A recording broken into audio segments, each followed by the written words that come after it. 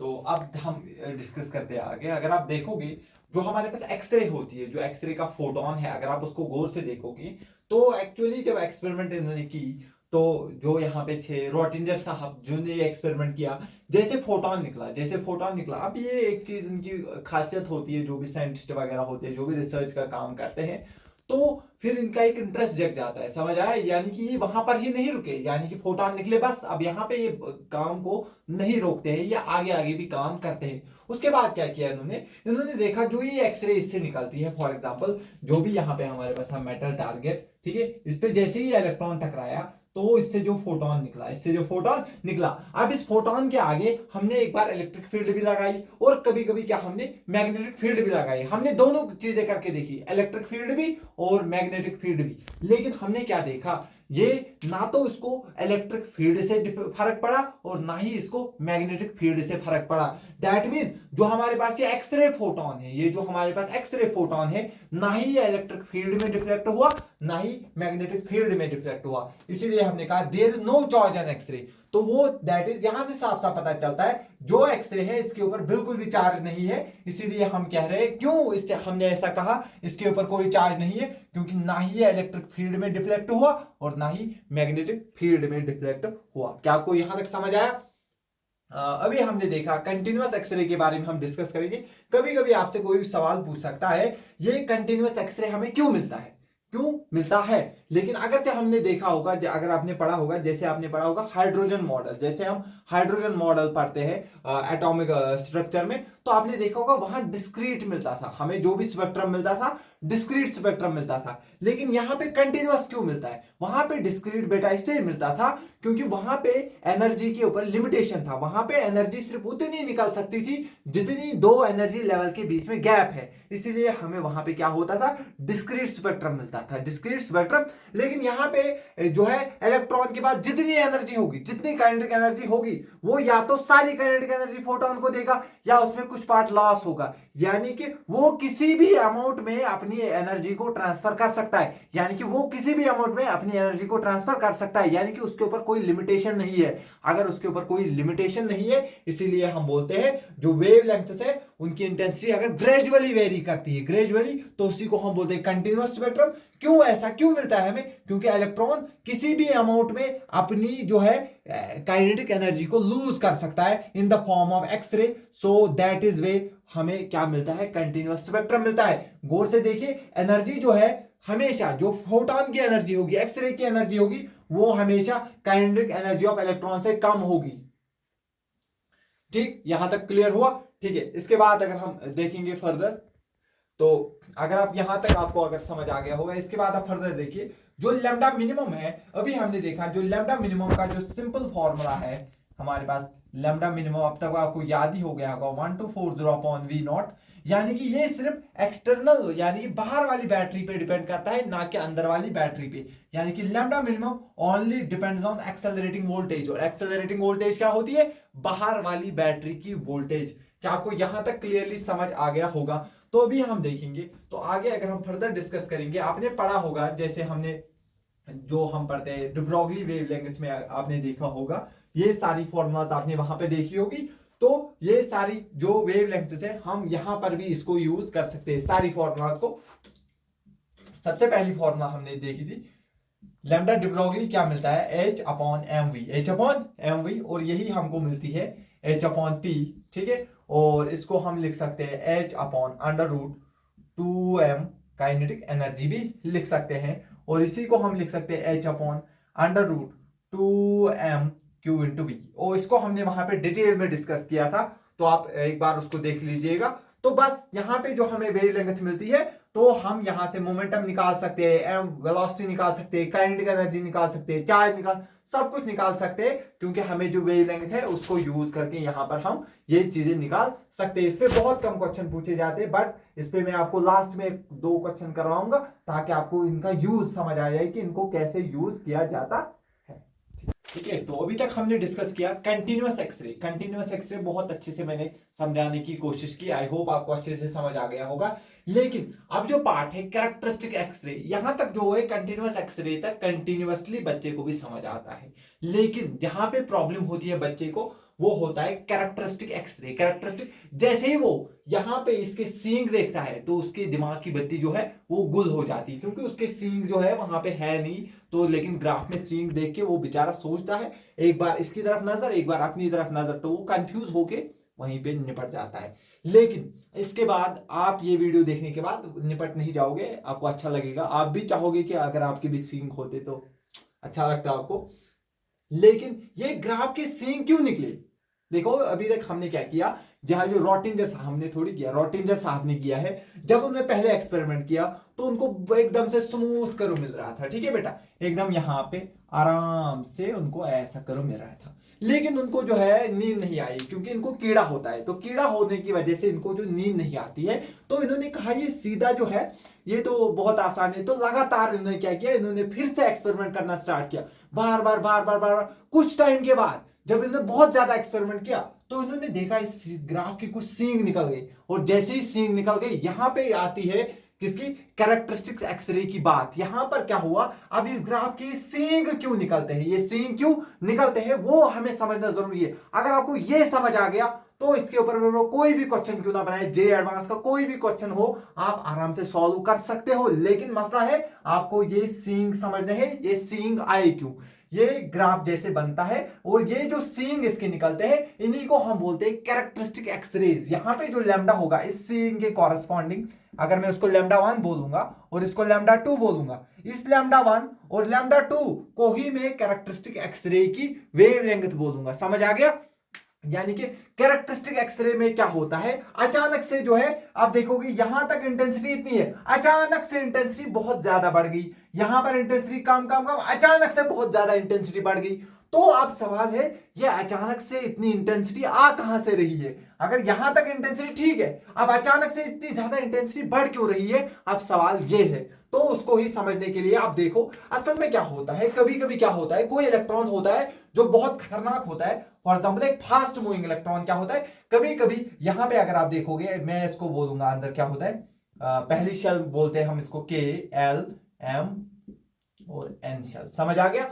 ये हमारे पास, आपको पता है इसमें 2 इलेक्ट्रॉन होते हैं, कितने होते हैं, 2 इलेक्ट्रॉन, फिर 8 इलेक्ट्रॉन होते हैं, ठीक है, जितने भी होते हैं वो केमिस्ट्री में आप पढ़िएगा, यहां पे हमें वो सीखना नहीं है। लेकिन हमें सीखना है ये सींग कहां से आई, ये सींग कहां से आई। आप देखो ये इलेक्ट्रॉन जो है कभी कभी क्या करता है, इतने जोर से टक्कर मारता है। मैंने आपको पहले कहा एक इलेक्ट्रॉन को बैसे की तरफ समझो, ये बैसा कभी कभी इतना पागल हो जाता है कि पेड़ को इतनी जोर से मारता है कि पेड़ उखड़ ही जाता है। यानी कि यहां पे इलेक्ट्रॉन यही करता है, यानी कि ये इतना जोर से इस मेटा टारगेट के ऊपर हिट करता है कि ये एटम के अंदर ही घुस जाता है, और एटम के अंदर घुस के जो एटम का इलेक्ट्रॉन है उसको ही निकाल देता है बाहर, और ये इलेक्ट्रॉन यहां पे गायब हो जाता है। यानी कि क्या हो जाता है, गायब हो जाता है। तो इसको गायब करना पड़ेगा हमें, ठीक है।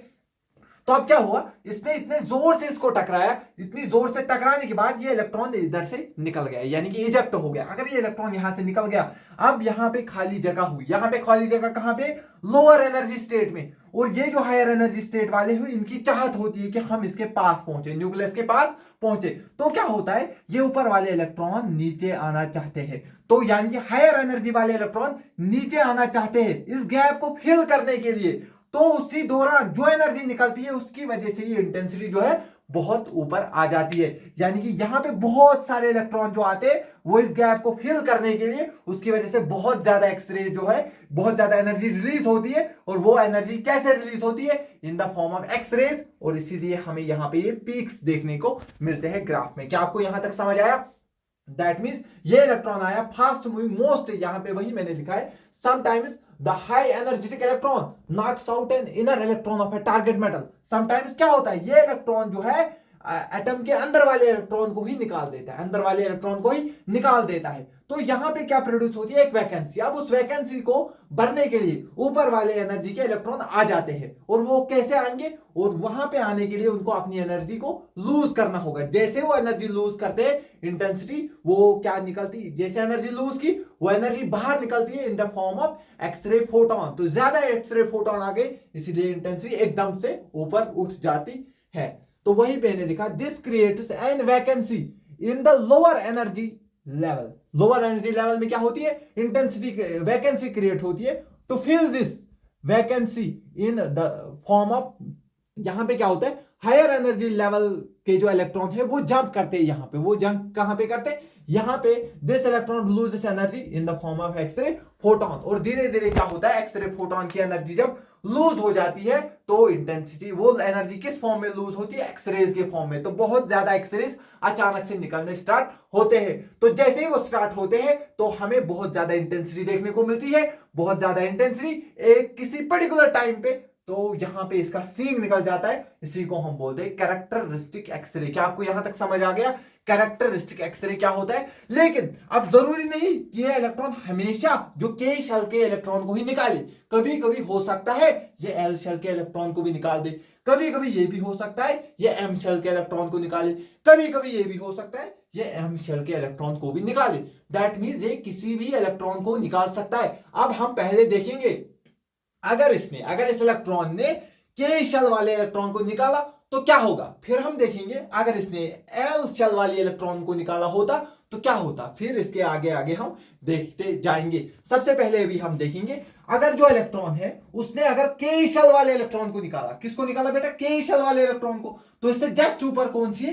एल शेल वाला इलेक्ट्रॉन। वो क्या होगा? वो कंपटीशन करेगा और वो यहां पे आएगा। ठीक है, तो जब वो यहां से यहां आएगा, यहां से यहां आएगा, क्या आपको समझ आ रहा है? ठीक है, तो इलेक्ट्रॉन यहां से यहां जंप करेगा। सिमिलरली ये इलेक्ट्रॉन भी जंप कर सकता है, एम वाला इलेक्ट्रॉन भी जंप कर सकता है। और सिमिलरली हमारे पास कौन सा है?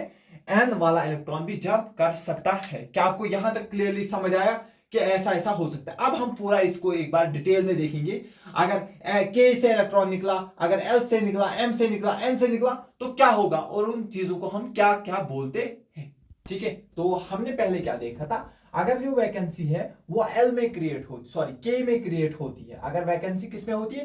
के में क्रिएट होती है। याद रखना, जिसमें वैकेंसी क्रिएट होगी के तो फिर अगर वैकेंसी के में क्रिएट हुई तो उसको हम बोलते हैं के सीरीज। क्या बोलते हैं? के सीरीज। अगर वैकेंसी एल में क्रिएट होगी तो उसको बोलेंगे एल सीरीज। अगर एम में क्रिएट हुई एम सीरीज। इस तरीके से एन में क्रिएट होगी तो एन सीरीज। तो सबसे पहले हमने देखा वैकेंसी अगर के में क्रिएट होती है तो उसको हम के सीरीज बोलते हैं। क्या बोलते हैं बेटा? के सीरीज। और अगर एल से, यानी कि जिसके जस्ट ऊपर वाली, एल से के में इलेक्ट्रॉन आया, एल से के यानी कि एल का क्या है? 2, यानी कि अगर 2 से 1 में इलेक्ट्रॉन आया, 2 से वैकेंसी 1 में, और दूसरी शेल का इलेक्ट्रॉन आया 2 से 1 में आया, 2 से, और 2 को हम क्या बोलते हैं? यानी कि एल से के में आया, एल से के में अगर आएगा तो हम उसको बोलते हैं के अल्फा सीरीज। यानी कि जस्ट ऊपर से अगर आएगा तो उसको अल्फा सीरीज बोलते हैं। और जिसमें वैकेंसी है उसका नाम चिपका दो। देखो कहां से आया है? जस्ट पहली वाली से, इसलिए बोलेंगे अल्फा। क्या बोलेंगे? अल्फा। वैकेंसी किसमें? के में, इसलिए बोलते हैं के अल्फा सीरीज। लेकिन एम का इलेक्ट्रॉन भी तो इसकी जगह ले सकता है। और अगर एम का इलेक्ट्रॉन इस के वाले इलेक्ट्रॉन की वैकेंसी को फिल करने के लिए आया तो हम बोलेंगे ये 3 से n=3 से लेके n=1 में आया। यानी कि 3 से 1 में आया, यानी कि m से कहां पे आया? ये k में आया। m से आया कहां पर? k पे। तो इसको बोलते हैं के बीटा सीरीज। किसको बोलेंगे शाबाश? इसको बोलेंगे के बीटा। लेकिन n वाला इलेक्ट्रॉन भी तो इसको फिल कर सकता है। लेकिन अगर n वाला इलेक्ट्रॉन यानी कि वो 4 से 1 पे आएगा, 4 से आएगा 1 पे, तो उसको बोलते हैं के गामा सीरीज। वो यहां पे मैंने आपके लिए लिखा है के अल्फा सीरीज का मतलब होता है अगर इलेक्ट्रॉन n=2 से n=1 पे आता है तो उसको हम बोलते हैं के अल्फा सीरीज। और अगर इलेक्ट्रॉन n=3 से लेके n=1 पे आता है तो उसको हम बोलते हैं के बीटा सीरीज। और अगर इलेक्ट्रॉन n=4 से लेके n=1 पे आता है तो उसको के गामा सीरीज बोला जाता है। यानी कि जिसमें वैकेंसी होगी कि नाम उसका होगा, यानी कि के में वैकेंसी है तो इसीलिए आएगा के अल्फा, के बीटा, के गामा। इसके बाद अगर वैकेंसी एल में होगी तो उसके बाद हम लिखेंगे L alpha, L beta, L gamma. तो इसको एक बार आप पॉज करिए और नोट करिए, अभी हम आगे देखेंगे। ठीक है, इसको आप नोट करो यहां तक।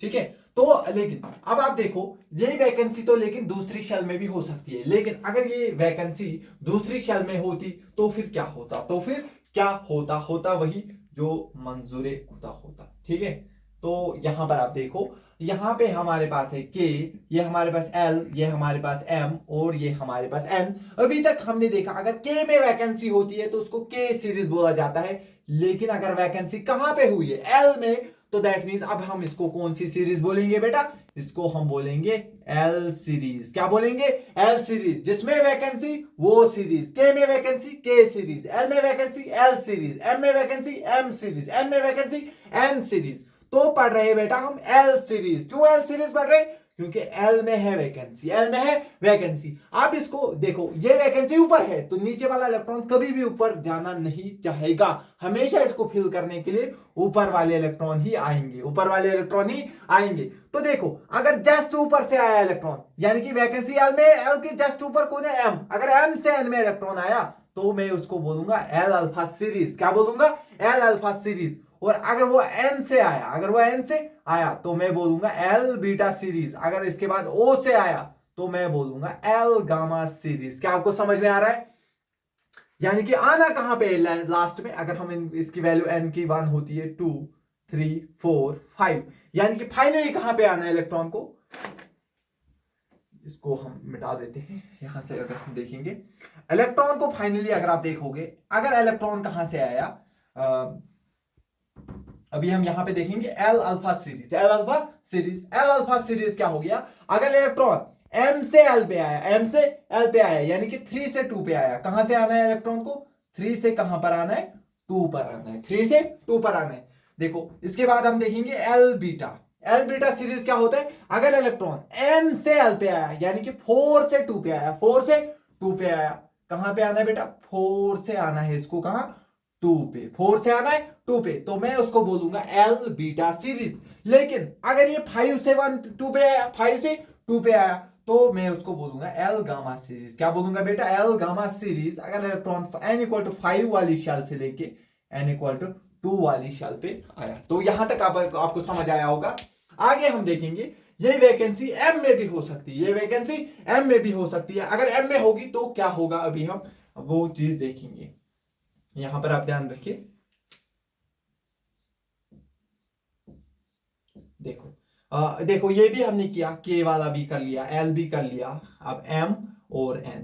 तो आप देखिए अगर एम में हुई वैकेंसी क्रिएट, अगर कहां वैकेंसी क्रिएट हुई, एम में, तो बेटा इसको हम बोलते हैं एम सीरीज। क्या बोलेंगे बेटा, एम सीरीज। दैट मीन जहां पर भी ये है इनको हटा दो, इनको हटा दो, यहां पे लगा दो एम अल्फा, यहां पे लगा दो एम बीटा, यहां पे लगा दो एम गामा। ठीक है, अभी हम देखेंगे। देखो इसको फिल करने के लिए सबसे ऊपर वाला इलेक्ट्रॉन, सबसे पहले कौन आ सकता है, एन वाला इलेक्ट्रॉन आ सकता है, यानी कि 1 2 3 4, यानी कि पहले 4 वाला इलेक्ट्रॉन आ सकता है 3 में, 4 वाला इलेक्ट्रॉन आ सकता है 3 में। तो अगर 4 से इलेक्ट्रॉन आया, एन इक्वल टू 4 से इलेक्ट्रॉन आया कहां पे, एन इक्वल टू 3 में, 3 कौन सी शेल है, एम वाली शेल में, तो मैं उसको बोलूंगा एम अल्फा सीरीज। बेटा क्या बोलूंगा, एम अल्फा सीरीज। इसी तरीके से ओपी। ठीक है, अगर ओ से आया इलेक्ट्रॉन, इसके बाद कौन आ सकता है, ओ वाला इलेक्ट्रॉन आ सकता है। ओ के लिए क्या होगी वैल्यू, 5, यानी कि अगर 5 से आया, कहां से आया इलेक्ट्रॉन, 5 से लेके 3 तक, 5 से लेके 3 तक, मैं एम बीटा। इसी तरीके से अगर इलेक्ट्रॉन 6 से आया 3 तक, तो हम बोलेंगे एम गामा। फिर सिमिलरली हम एन वैन के लिए भी करते हैं, लेकिन ये ज्यादा इंपॉर्टेंट होता है। अब आपको समझ आ गया, आप कुछ भी आप लिख सकते हो। इसके बाद मैं आपको एक एनर्जी डायग्राम दिखाऊंगा इन सब की, और उसके साथ साथ मैं आपको फिर एक फॉर्मूला दूंगा। लेकिन ये तो पता है यहां से यहां आएगा तो हम उसको एम अल्फा बोलेंगे, एल अल्फा बोलेंगे, के बीटा बोलेंगे, के गामा लेकिन वो एनर्जी होगी कितनी, इनकी बीच की गैप होगी कितनी, उसके लिए कोई फॉर्मूला तो होना चाहिए। वो फॉर्मूला मैं आपको दूंगा अभी, लेकिन सबसे पहले अब हम डिस्कस करेंगे इसके बाद इसकी एनर्जी डायग्राम। ठीक है, ठीक है। तो अब हम इसके बाद, मैंने आपको बोला था एनर्जी डायग्राम में आपको समझाऊंगा। फॉर एग्जांपल हमने क्या कहा अभी, देखो अगर इलेक्ट्रॉन कहां से आता है, देखो अगर वैकेंसी के में हुई, अगर वैकेंसी के में हुई तो ऊपर वाले इलेक्ट्रॉन के में आना चाहेंगे, के में आना चाहेंगे। ध्यान से देखना यहां पर, तो अगर 2 से आया 1 में, 2 से आया 1 में और के में डायरेक्टली आ रहा है, तो मैं इसको बोलता हूं के अल्फा के। और अगर 3 से 1 में आया, 3 से 1 में आया, तो अभी हमने सीखा उसको हम बोलते हैं के बीटा। और सिमिलरली अगर ये इस वाली सेल से आया तो हम उसको बोलते हैं के गामा। क्या आपको यहां तक समझ आया, के अल्फा, के बीटा और के गामा। तो इसीलिए हम इस सीरीज को बोलते हैं के सीरीज। क्या बोलते हैं बेटा, के सीरीज, इसको नाम दिया जाता है के सीरीज। सिमिलरली अगर वैकेंसी एल में हुई, अगर वैकेंसी एल में हुई तो पहले एम वाला इलेक्ट्रॉन अगर एल में आया तो हम उसको बोलते हैं L alpha, L similarly n वाला इलेक्ट्रॉन भी तो आ सकता है, तो हम उसको बोलते हैं L बीटा। तो इससे जस्ट ऊपर वाला इलेक्ट्रॉन आया तो उसको हम बोलते हैं L गामा। लेकिन अगर वैकेंसी तो इसको हम बोलते हैं L सीरीज। इसको क्या बोला जाता है यहां पे L सीरीज। सिमिलरली अगर इलेक्ट्रॉन वैकेंसी m में हुई, किस में हुई, m में हुई, तो n वाला इलेक्ट्रॉन भी इधर आना चाहेगा। जस्ट ऊपर वाला अगर आता है तो नाम इसका काम इसका m अल्फा, तो फिर इसके बाद आएगा m बीटा, तो इसी के बाद सीधे सीधे m गामा वामा चलता रहता है। तो यहां पर अगर देखोगे अब ये एनर्जी गैप अगर हमें निकालनी होगी तो ये डिपेंड करती है z पे, ठीक है। 13.6 z minus B square, z minus B square 1 upon n2 का स्क्वायर। n2 याद रखना, n2 सिंपल याद रखो, छोटा, सबसे छोटा नंबर पहले, बड़ा नंबर बाद में, छोटा पहले बाद में बड़ा, ठीक है। 1/2 n2 का स्क्वायर माइनस 1/n1 का स्क्वायर, समझ आ गया। यहां पे b क्या होता है, b हमारे पास होता है स्क्रीनिंग कांस्टेंट बेटा। क्या होता है, स्क्रीनिंग कांस्टेंट। और याद रखना b की वैल्यू के सीरीज के लिए 1 होती है, ये आपको याद होनी चाहिए। के सीरीज के लिए b की वैल्यू 1 होती है और l की वैल्यू होती है, यहां पे l के लिए इसकी वैल्यू होती है 7.4। ये आपको याद रखने की जरूरत नहीं है, अगर यूज होगा क्वेश्चन में तो वो आपको बाकायदा क्वेश्चन में दे दिया गया होगा, ठीक है। इसकी टेंशन नहीं लेनी है। क्वेश्चन आपको ऐसे दिया जा सकता है, z इक्वल टू 40 है, आप के बीटा निकाल के दीजिए। क्या दीजिए, के बीटा निकाल के दीजिए।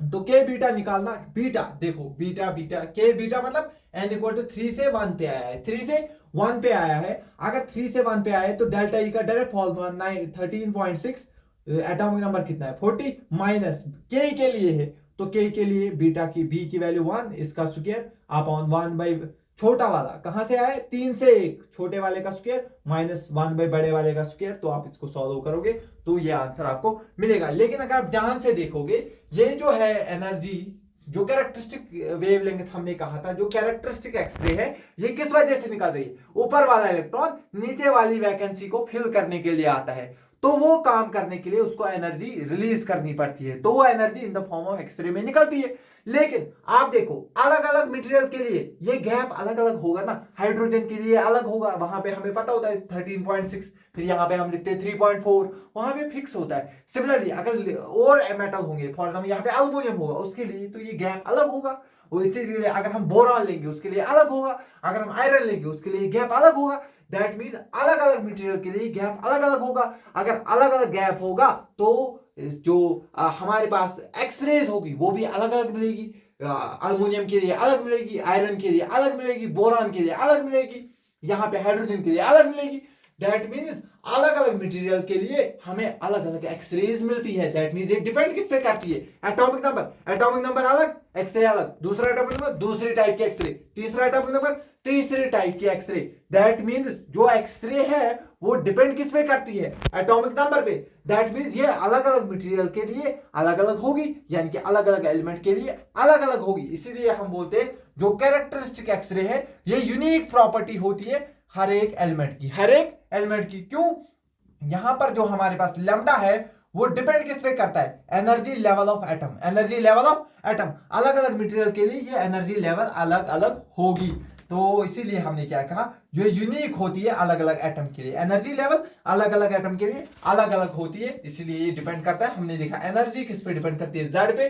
जेड चेंज करोगे एनर्जी लेवल चेंज होगी, एक्सरे भी चेंज होगी। क्या आपको यहां तक समझ आ गया, ठीक है। तो फर्दर हम आगे डिस्कस करते हैं। तो अब जो हमने सीइंग की कहानी, यानी कि जो इसमें पीक्स थे बाहर, उनको हम जानने की कोशिश करेंगे। ये पॉइंट आप बाद में लिखिएगा, पहले आप कुछ पॉइंट लिखिएगा। जो पॉइंट अगर आप अपनी लैंग्वेज में लिख के रखोगे तो उससे आपको क्या है, ये बहुत अच्छे से समझ आएगा। और जब आप बाद में इसको रिवाइज करोगे तो 10-15 मिनट में पूरा जो चैप्टर है वो आपको रिवाइज होगा। तो सबसे पहला पॉइंट आप लिखिए, मैं आपको डिक्टेट करूंगा और आप इस पॉइंट को लिखते जाइएगा। सबसे पहला पॉइंट आप लिखिएगा, आप लिखिए मेटल फिलामेंट से, शाबाश, पहला पॉइंट लिखिएगा, मेटल फिलामेंट से, शाबाश, मेटल फिलामेंट से इलेक्ट्रॉन निकले, शाबाश, मेटल फिलामेंट से इलेक्ट्रॉन निकले। हमने देखा था ना यहाँ पर, जो अगर मैं एक बार फिर से बनाऊंगा, ठीक है, ठीक है, यहां से इलेक्ट्रॉन निकले थे, यहां से इलेक्ट्रॉन निकले थे, वही बोल रहा हूं मैं, शाबाश। मेटल फिलामेंट से इलेक्ट्रॉन निकले जिनको बाहर वाली बैटरी ने फिर एक्सेलरेट किया था। शाबाश। मेटल फिलामेंट से इलेक्ट्रॉन निकले, मेटल फिलामेंट से इलेक्ट्रॉन निकले जिनको बाहर वाली बैटरी ने एक्सेलरेट, जिनको बाहर वाली बैटरी ने एक्सेलरेट किया, जिनको बाहर वाली बैटरी ने एक्सेलरेट किया, फिर वो मेटल सरफेस से टकराए। उसके बाद क्या हुआ, वो मेटल सरफेस से टकराए। यानी कि ये पहला पॉइंट हो गया। फिर से रिपीट करता हूं, मेटल फिलामेंट से इलेक्ट्रॉन निकले, मेटल फिलामेंट से इलेक्ट्रॉन निकले और फिर उनको बाहर वाली बैटरी ने एक्सेलरेट करवाया, और बाहर वाली बैटरी ने एक्सेलरेट कराया, फिर वो टारगेट मेटल से टकराए। यानी कि पहला पॉइंट आपको क्लियर हुआ, मेटल फिलामेंट से इलेक्ट्रॉन निकले जिनको बाहर वाली बैटरी ने एक्सेलरेट किया, फिर वो मेटल यानी कि टारगेट मेटल से टकराया। ठीक है, ये हो गया पहला पॉइंट, ये हो गया पहला पॉइंट। अब आप दूसरा पॉइंट लिखिए, अगर ये इलेक्ट्रॉन, इसके बाद आप लिखिए शाबाश, अगर ये इलेक्ट्रॉन एटम के चारों तरफ घूमने वाले इलेक्ट्रॉन, हमने भी देखा ना एटम के चारों तरफ घूमने वाले इलेक्ट्रॉन्स को अगर हमने निकाल दिया, शाबाश, अगर ये इलेक्ट्रॉन एटम के चारों तरफ घूमने वाले इलेक्ट्रॉन से बढ़िया से, घूमने वाले इलेक्ट्रॉन से बढ़िया से टकराए, शाबाश, बढ़िया से टकराए और उनको नॉकआउट किया, तो वहां पर वैकेंसी क्रिएट होगी, और उस वैकेंसी को फिल करने के लिए, शाबाश, और उस वैकेंसी को फिल करने के लिए पॉली अंकल के हिसाब से हायर एनर्जी लेवल के इलेक्ट्रॉन्स उसको फिल करने के लिए आएंगे, ठीक है। तो यहां तक आपने क्लियर किया, उसको फिल करने के लिए आएंगे। लेकिन और एक पॉइंट लिखिए, लेकिन जब वो हायर एनर्जी से लोअर एनर्जी वाले स्टेट में जाएंगे तो वो एनर्जी रिलीज करेंगे, और वो एनर्जी रिलीज होगी in the form of X-rays, X-ray photons. किनके फॉर्म में? एक्सरे फोटॉन्स के फॉर्म में वो एनर्जी रिलीज होगी। क्या आपको यहां तक समझ आया? ठीक है, 3 पॉइंट मैंने आपको लिखवा दिए। तो वो बाहर आएंगे, फिर वहां से जो निकलेंगे फोटॉन, और उनको हम बोलेंगे एक्सरे फोटॉन। इसके बाद देखिए, अगर वैकेंसी के सीरीज में हुई, अगर वैकेंसी क्रिएट के सीरीज में हुई तो उसको के सीरीज बोलेंगे। अगर वैकेंसी के सीरीज में क्रिएट हुई तो उसको, अगर वैकेंसी के वाली सबशेल में क्रिएट हुई, यानी के वाली सबशेल में क्रिएट हुई, यानी कि n = 1 में हुई, तो उसको हम के सीरीज बोलेंगे, ठीक है। यहां तक आपने लिखा। और अगर उसको फिल करने के लिए जस्ट ऊपर वाला, यानी कि n = 2 से n = 1 में, यानी कि जस्ट ऊपर, यानी कि अगर हमारे पास L से इलेक्ट्रॉन आया K में, तो उसको हम बोलेंगे K अल्फा सीरीज। और अगर M से आया तो हम उसको बोलेंगे K बीटा, अगर N से आया तो K अल्फा। सिमिलरली अगर सीरीज क्रिएट हुई L में तो उसको हम बोलेंगे L अल्फा सीरीज। तो अगर जस्ट ऊपर से आया L अल्फा, उसके जस्ट ऊपर से L बीटा। अगर सीरीज क्रिएट हुई N में तो उसको हम बोलेंगे M अल्फा, अगर जस्ट ऊपर से, ठीक है, फिर उसके ऊपर से M बीटा। समझ आया? तो शॉर्ट में हम बोलेंगे जिसमें वैकेंसी क्रिएट हुई नाम उसका आएगा। अगर K में क्रिएट हुई तो K, L में क्रिएट हुई L, M में क्रिएट हुई M। वही मैंने लिखा, मतलब जहां वैकेंसी क्रिएट हुई नाम उसी सीरीज का होगा, और अगर जस्ट ऊपर से इलेक्ट्रॉन आया, अगर इलेक्ट्रॉन जस्ट ऊपर से आया तो उसको अल्फा नाम दिया जाएगा, फिर जस्ट उसके ऊपर से फिर बीटा, और फिर गामा आता है। क्या आपको यहां तक क्लियरली समझ आ गया है? ठीक है, तो इसके बाद हम अगले वीडियो में कुछ इसके क्वेश्चन जो है, बहुत अच्छे क्वेश्चन, कंसेप्चुअल क्वेश्चन, उनको डिस्कस करेंगे। ठीक है, thank you so very much for this.